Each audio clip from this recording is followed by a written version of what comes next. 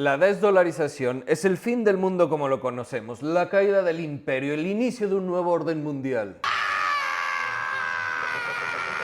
Para los que no corrieron a esconderse en su búnker o a celebrar como energúmenos la caída del imperio, lo único que significa es que el dólar dejará de ser la moneda dominante tanto en el comercio internacional como en las reservas internacionales de otros países.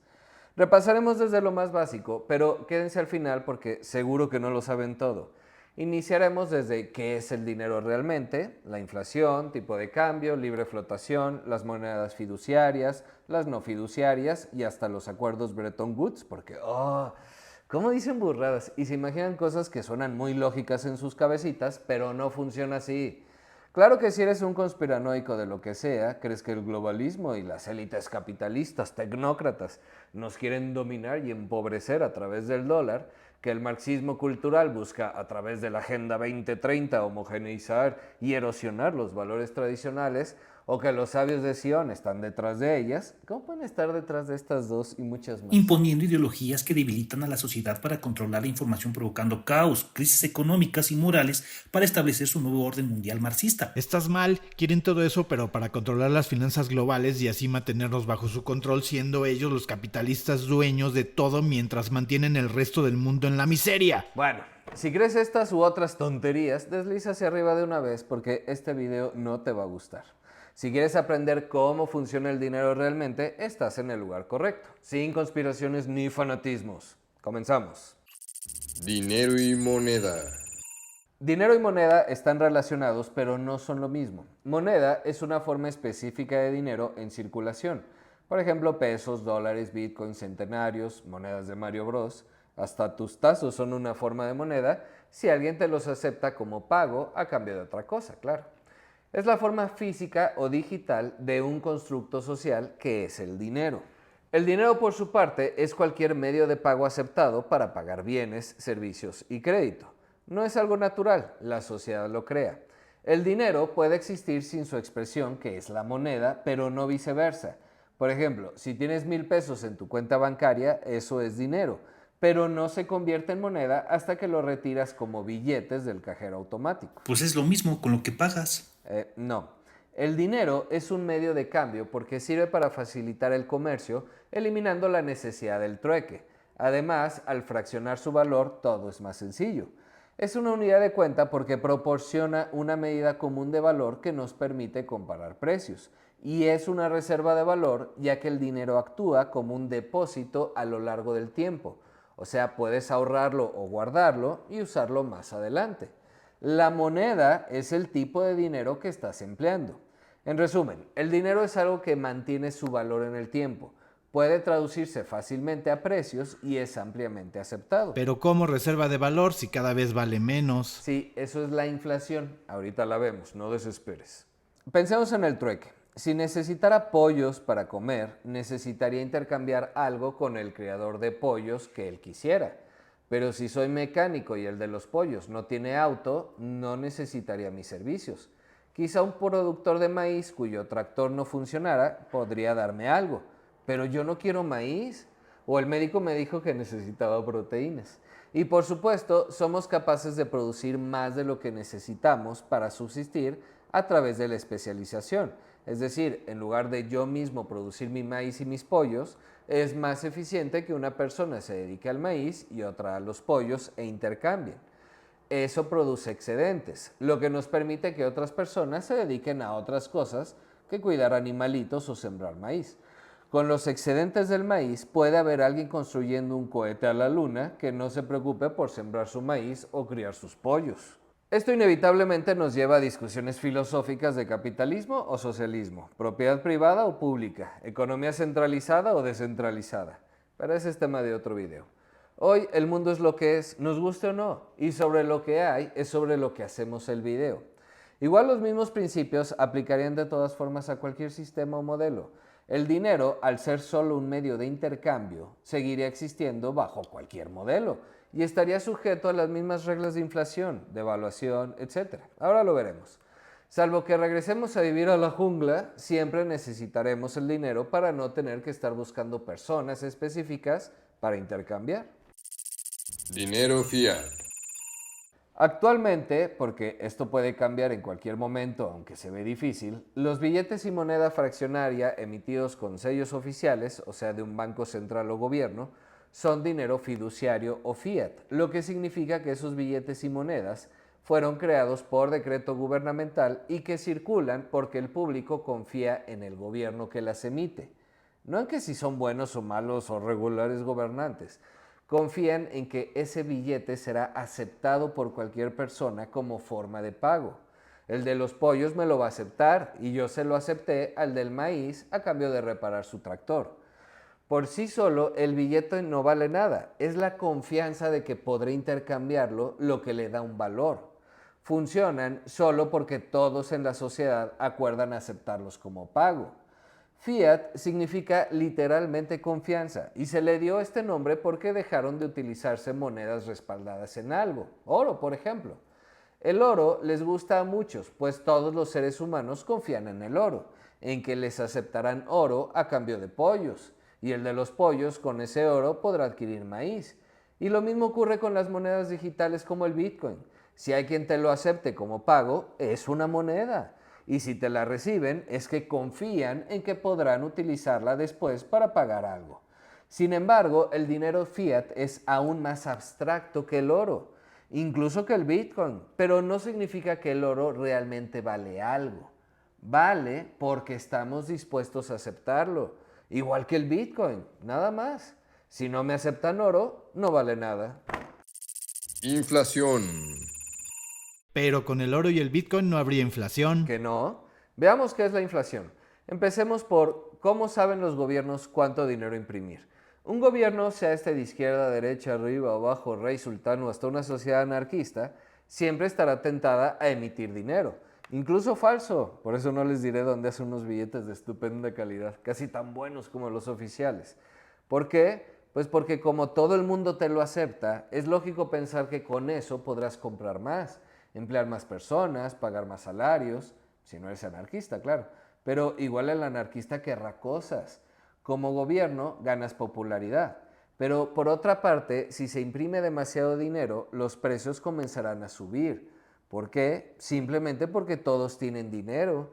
Pero eso no significa que se crearon suficientes pollos para todos. Así que el pollo se le dará a quien esté dispuesto a pagar más por él. O en un sistema donde se fijan precios, significa que tendrás que formarte y muchos se quedarán sin pollos, ¿verdad, Venezuela? No creas pollos. Este es un tipo de inflación, aquella que obedece a una sobreoferta de dinero. Suena bonito, ¿no? Repartamos mucho dinero entre todos y comprometámonos a producir muchas cosas todos. Así luego las intercambiamos y no tiene por qué haber inflación. Si todos producimos muchas cosas distintas, si no nos sirve de nada, solo estaríamos repartiendo billetes de Monopoly. Si no hay bienes por los cuales intercambiar ese dinero, pollos, casas, carros, ropa o lo que sea, ese dinero no vale nada. Pero si en verdad hacemos lo que dijimos que íbamos a hacer, ese concepto de inventar dinero bajo la promesa de que haremos cosas se llama crédito. Hay muchas formas de crédito, pero esa es la gran ventaja del dinero fiat contra otras monedas como el Bitcoin o el oro, que no está limitado, lo que ayuda mucho al crecimiento. Claro que solo ayuda a quienes saben utilizarlo, porque como dijimos, si no creas o produces lo que dijiste que ibas a producir, además de que no te vuelven a prestar, provocas inflación. Consumiste pollos que no pagaste, no arreglaste el tractor del pollero como lo prometiste. O sea que deberá recuperar esa pérdida de otra forma, pues su tractor debe funcionar. Así que encarecerá el precio de los pollos. Ese abuso puede darse tanto de parte de un gobierno que da bien, o sea populista, ¿verdad Argentina? Maduro, México de los 80s, como de las personas o individuos que no pagan sus deudas, ¿verdad FOA-PROA, crisis hipotecaria del 2008, la crisis bancaria y financieras de Argentina y Venezuela en 2001 y 94 respectivamente. Todos estos eventos son resultado de otorgar créditos que no se pagaron. Al final, los gobiernos tuvieron que intervenir. Pero ojo, cuando hablamos de que no los pagaron, hablamos de la población, no del CEO o corruptillo de turno que en medio del relajo se dio la fuga con unos cuantos milloncitos robados de los rescates. Fueron las personas de a pie las que no pudieron pagar sus deudas, hipotecas o cualquiera que sea el tipo de deuda que tuvieran. Los gobiernos intervienen para evitar un colapso. En medio del relajo es que los listillos aparecen. Y esto ocurre por andar de queda bien, por otorgarles créditos a personas que no tienen la capacidad de pagar, la capacidad de producir suficientes pollos o maíz o lo que sea para devolver lo que tomaron. Sé que suena feo, pero así es. No todos tienen las mismas capacidades. Por eso las regulaciones son importantes, tanto para evitar abusos de los de arriba como para no andar prestando a quien no puede pagar. Si en medio de la crisis tu solución es imprimir más dinero para pagar las deudas, ya sea de la población o las tuyas como gobierno, pues produces una hiperinflación. Es decir, ya no hablamos de una inflación alta, sino cosas como 50 o 100%. Es decir, que tienes que pagar el doble o el triple por el mismo producto. En esos casos, el dinero no vale ni siquiera el papel en el que está impreso. Se perdió toda la confianza. Si la gente prevé que los precios seguirán subiendo, quizá cada uno aumente sus propios precios aún más rápidamente, empeorando la situación.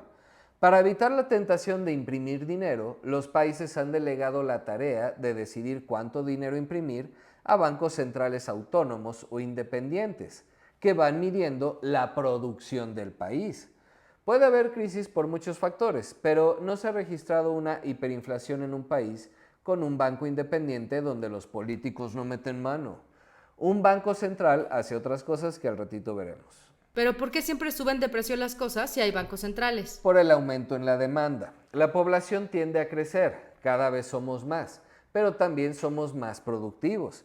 Claro que no podemos pasar de hacer bicicletas a naves espaciales en un año, pero gradualmente podemos ir sofisticando las cosas que hacemos.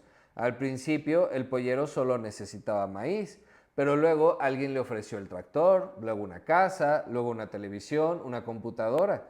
En la medida en que más personas hacen más cosas, demandarán más pollos. Pero el pollero no puede de un día para otro producir más pollos. Él también necesita tecnificarse. Aún así, cada año aumenta su producción tratando de satisfacer la demanda, pero generalmente se queda corto. Y claro que también debe cuidar no producir de más, o se le quedarán muchos pollos y perderá en el intercambio, pues gastó en su propio alimento. Se le morirán o tendrá que regalarlos. En general, el precio que tienen las cosas aumenta con el tiempo, dando como resultado que el mismo dinero ya no sea suficiente para comprar un determinado producto o servicio. Esto es sano dentro de ciertos niveles, los que están acompañados del aumento de la producción y de la demanda. Es decir, que el dinero pierde poco a poco su valor y por ende disminuye su poder adquisitivo, en la medida en que somos más productivos. Ese sería el ideal, claro. O sea, yo mismo produzco más, me alcanza para intercambiar por más cosas. El dinero tiene que valer menos. ¿Me explico? ¿Ves? Eso no pasaría con el oro. Que no. Si no hay pollos, el pollo valdrá cada vez más que el oro que tú ofreces. Lo mismo con el Bitcoin. Lo único que no habrá, si las únicas monedas disponibles son el oro o el Bitcoin, es crédito. Eso sería bueno para dar estabilidad a la economía y evitar algunos tipos de abusos, que no todos, sin duda, pero muy malo para el crecimiento. Si no hay oro o bitcoins para prestar, se encarecerá el crédito, se encarece la moneda. Eso también es inflación. De tal forma que si tú encuentras la forma de producir millones de pollos para repartir a todo el mundo a muy bajo precio y solo necesitas un préstamo para construir tu máquina de pollos, pero no hay quien te preste o te lo prestan muy caro porque hay poco, eso impactará en el precio al que venderás tu pollo después, con lo que probablemente no resuelvas nada realmente, solo habrás descubierto otra forma de hacer pollos caros. Nuevamente, el error está en pensar que el instrumento que usamos como intercambio, sea este dinero fiat, oro, bitcoin o semillas de cacao, tiene un valor por sí mismo. Lo único que tiene un valor es lo que las personas necesitan. Y entre más escaso o más demandado es eso que necesitan las personas, más caro será. Como una casa. Pero no son los ladrillos los que son más caros, es la tierra, el espacio, cada vez más reducido porque somos más y generalmente nos gusta vivir en los mismos lugares. Construye arriba de la casa de tus padres o en la punta del cerro, verás lo barato que sale. Y ve el video de patrones de consumo. No todo es más caro que antes. Lo que es fácil de replicar se abarata. Puede ser, pero el oro y el Bitcoin sí son reservas de valor. Valdrán más en el futuro a diferencia del dinero fiat. Correcto, y lo puedes comprar cuando quieras para ese fin. El uso de monedas distintas a la oficial, en nuestro caso el peso, no está prohibido en prácticamente ninguna parte del mundo. Lo que protege la legislación mexicana es que en territorio nacional está prohibido no aceptar el peso como forma de pago, es decir, obliga al vendedor a aceptar pesos como forma de pago, pero te pueden aceptar cualquier otra, si tu contraparte está de acuerdo, claro. Puede negarte a aceptarte bitcoins, pero no puede negarte a aceptarte pesos. Y en general así es en casi todo el mundo. Pero comprar oro, plata o bitcoins para conservar el valor del dinero no es la única forma. Retomando el tema de la emisión de dinero, cuando hay mucho dinero en manos de las personas, naturalmente gastan más, generando mayor demanda de bienes y servicios. Pero como ya mencionamos, si no se tiene la capacidad de proveerlos al mismo ritmo que se demandan, subirán los precios y aumenta la escasez de algunos, generando inflación. Ahí nuevamente puede intervenir un banco central ajustando tasas de interés. Es decir, el banco central es el que determina el valor del dinero fiat, su precio mejor dicho. De tal forma que si detecta una inflación que comienza a elevarse demasiado, subirá la tasa de interés encareciendo el crédito, la oferta de dinero y fomentando el ahorro. Si la tasa de interés es alta, preferirás en general que te paguen un interés en lugar de pagarlo. Es, por ejemplo, lo que se hace con los famosísimos CETES. Independientemente del ciclo económico que se esté viviendo de alta o baja inflación, tú puedes ahorrar en los CETES tus excedentes para utilizarlos en el futuro. No ganarás casi nada, pero conservarán su valor. Comprar oro o Bitcoin, incluso bienes raíces, no es la única forma, como ya dijimos. Y todos los países tienen sus bonos o certificados de gobierno. En Estados Unidos son los T-bills, en Chile las letras del tesoro, los T's en Colombia, y así cada país le pone sus nombres. Todos tienen el mismo objetivo: financiar operaciones de los gobiernos y regular la liquidez del mercado. Igual, si un país tiene gran déficit, o sea que necesita gastar más de lo que tiene por cualquier motivo, un mal cálculo en su gasto, una pandemia, una crisis de lo que sea, se puede financiar a través de préstamos del Banco Central. El Banco Central puede aumentar la base monetaria, o sea, imprimir dinero, pero como ya vimos, provocaría inflación, o peor aún, una hiperinflación. En cambio, si el gobierno emite algunos certificados, CETES, para obtener préstamos por parte de la población a la tasa que le indique el Banco Central, su tasa de referencia, el gobierno obtiene los recursos que necesita para cubrir su año y los ahorradores voluntariamente retiran dinero de las calles para evitar una sobredemanda de bienes, es decir, ahorro en lugar de gastar, al mismo tiempo que están seguros de que conservarán el valor de su dinero. Eso es lo que te garantizan estos bonos. El dinero fiat también es una reserva de valor, solo hay que entender cómo funciona. ¿Y si no confío en que el gobierno me pague? Pues sería muy raro, hasta el gobierno venezolano paga sus deudas, tarde, mal y de malas, pero las paga. Para no pagar tendrían que tener control del Banco Central, y suponiendo que fuera el caso, que al menos en México no lo es, puedes optar por el oro, la plata o cualquier otra divisa. Sigue siendo lo mismo, confianza. Tenemos el caso de los diamantes, por ejemplo. Estos son caros porque hay un monopolio que controla su precio, lo vuelve escaso artificialmente, a veces hasta con los huevitos se meten. ¿Qué esperamos como sociedad para intervenir y regular este tipo de casos? Porque abusos hay en muchos lados, pues no lo sé, y tema de otro video.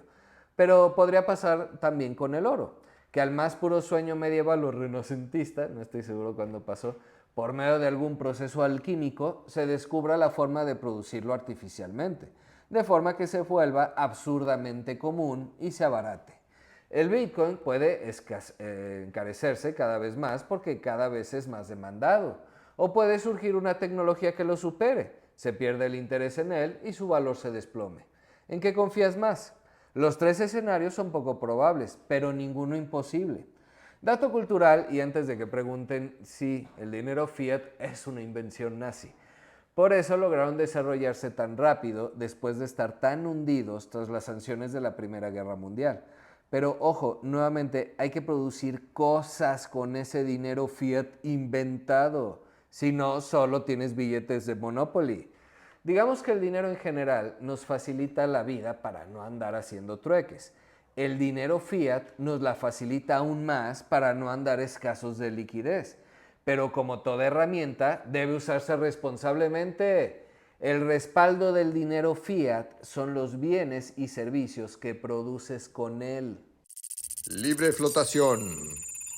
Pero los gringos controlan al mundo con el dólar. Ellos sí imprimen dinero sin control y deciden a quién dárselo. Pues no, si así fuera, el dólar no valdría nada. Empecemos por entender el régimen cambiario o sistema de tipo de cambio.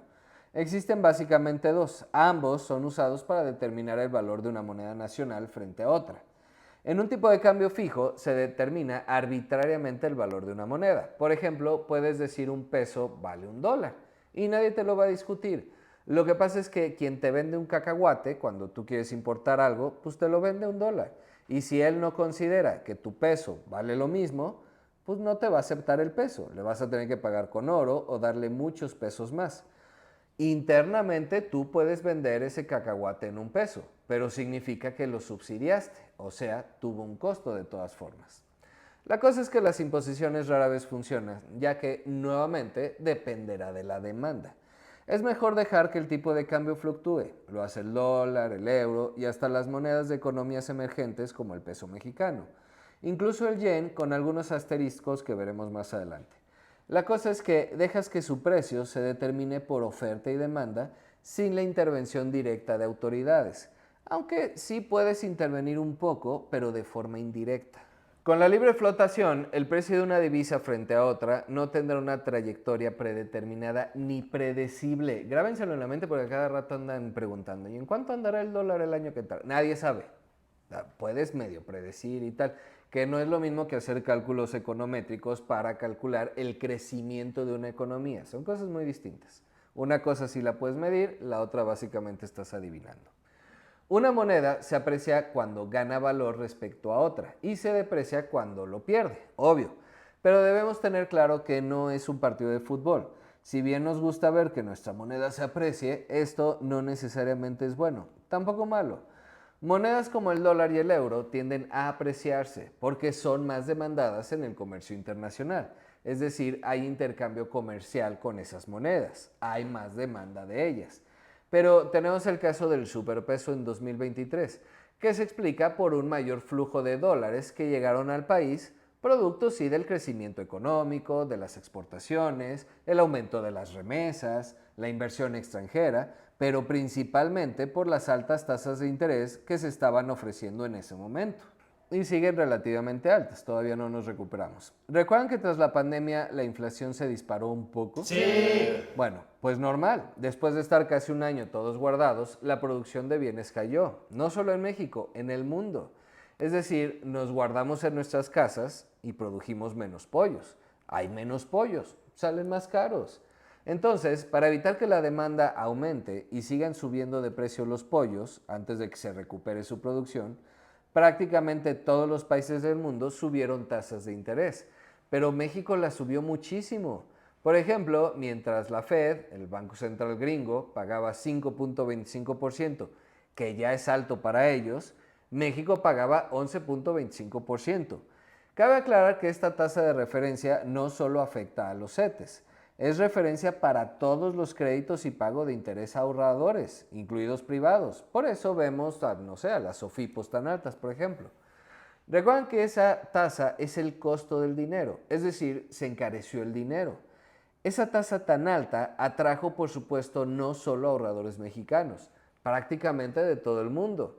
Así que aunado a otros factores que mencionamos, remesas, inversiones, etc., la demanda por pesos se disparó muchísimo. Conforme la producción se recupera, la normalidad vuelve y las tasas de interés bajan. La demanda de pesos también disminuye, volviendo a sus valores anteriores. Así que tuvimos un superpeso. Importar cosas nos salía más barato, con lo que algunos ganaron. Pero como país tenemos una deuda más cara que pagar. disminuyó nuestra deuda externa, aprovechamos sabiamente el bajo precio del dólar, pero nuestra deuda interna se disparó y no había de otra, no es crítica. Claro que otros factores como anuncios de reformas que a unos pueden gustar y a otros no, afectan el tipo de cambio. Otra vez, todo es confianza. Si el anuncio de X reforma no te gusta y crees que afectará el comportamiento de la economía mexicana o que el gobierno mexicano no será capaz de pagar su deuda, pues será razonable que retires tu dinero, que lo mandes a otro lado. Lo vimos también cuando se liberó el precio de la gasolina. Al dejar de subsidiarla provocó un aumento significativo, hasta 20% en algunos casos. Esto provocó inflación general, naturalmente, pero sobre todo incertidumbre. Si el ahorrador percibe que el aumento en los precios será mayor que lo que recibe de interés, o sea, pérdida del poder adquisitivo o su dinero vale menos, es normal que decida retirar su dinero y enviarlo a donde cree que le darán más, o a dólares, o a bitcoins, o lo que sea. Ese mismo año, y por las mismas fechas, Trump llegó a la presidencia con un discurso antitratado de libre comercio. Más incertidumbre sobre el futuro de México. Así que es en estos casos cuando sí interviene el Banco de México en el tipo de cambio. En México tenemos libre flotación desde 1994. Las intervenciones se hacen con mecanismos preanunciados, reglas transparentes y en casos excepcionales. Bajo ninguna circunstancia se usan para determinar una paridad específica. La Comisión de Cambios, integrada por funcionarios de la Secretaría de Hacienda y Crédito Público y del Banco de México, facultan al Banco de México para llevar a cabo estas operaciones si lo considera necesario. ¿Cómo lo hacen? México mantiene reservas por más de 228,000 millones de dólares. ¿De dónde sacaron todo eso? Pues es el resultado del intercambio comercial. Produces un carro, lo exportas, te pagan en dólares. Ya en México cambias esos dólares por pesos y el Banco Central solo guarda los dólares. Esos dólares guardados los utiliza en estos casos. Hay mucha gente cambiando pesos por dólares. El Banco de México inunda el mercado de dólares para abaratarlos. No se trata de hacer al peso más fuerte que al dólar, solo de mantener la estabilidad, de mantener un tipo de cambio estable. Tener una moneda más cara tiene consecuencias que ahora veremos, pero tampoco quieres que el dólar pase de 20 a 25 de un día para otro por una incertidumbre económica o porque el mercado anda nervioso. Así que intervienes como intervienes con la tasa de referencia en la inflación. No hay un grupo de viejitos siniestros tratando de controlarlo todo. Son millones de personas que todos los días con sus decisiones determinan el precio de una u otra cosa. Claro que hay quien actúa con mal, pero no significa que se salga con la suya. Por muy poderoso que veamos a Estados Unidos o al dólar, no lo controlan todo desde Washington. Uno no puede pronosticar, como dijimos antes, con precisión el tipo de cambio. ¡Nunca! Tan equivocados estaban los que pronosticaban un tipo de cambio a 35 como los que celebran al superpeso como mérito del gobierno. A ver, mérito de respetar la autonomía del Banco de México, pero pues es lo mínimo, ¿no? Que se actúe responsablemente. Igual a futuro, no sabemos lo que va a pasar. ¿Y en qué nos perjudicaría un peso fuerte frente al dólar? Solo dices tonterías. Pues eso nos lleva a la